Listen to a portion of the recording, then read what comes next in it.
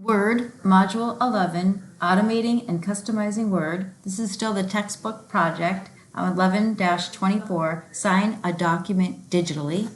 So we're using the same document, Control End, and then select your name and press Delete. It takes you up to the previous paragraph. Just press Enter.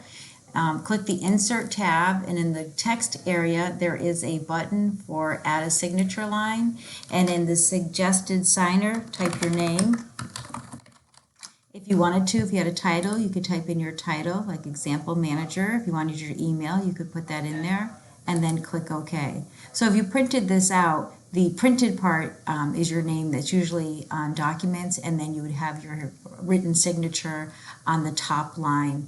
If you ever wanted to fix something or add something, like maybe your middle initial, you would right-click and choose Signature Setup, and you would either add your initial or add a title, and then click OK, and it would adjust it on its own. So that's a save and submit. Thank you.